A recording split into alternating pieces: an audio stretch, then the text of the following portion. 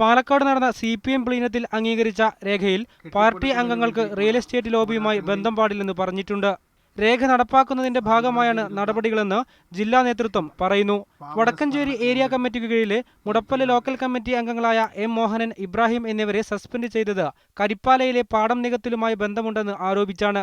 Kollengode area കമ്മിറ്റിക്ക് കീഴിലെ Koduvayur local committee അംഗങ്ങളായ G. കൃഷ്ണപ്രസാദിനെയും CK. മോഹൻദാസിനെയും ബ്രാഞ്ച് കമ്മിറ്റിയിലേക്ക് തരം താഴ്ത്തി.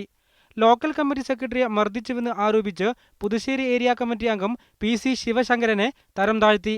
അതേസമയം നടപടിക്ക് വിധേയമായവരെല്ലാം VS പക്ഷക്കാരാണ്. നടപടി റിപ്പോർട്ട് ചെയ്യാൻ വിളിച്ച കൊടുവായൂർ ലോക്കൽ കമ്മിറ്റി യോഗത്തിൽ പ്രതിഷേധമുയർന്നു.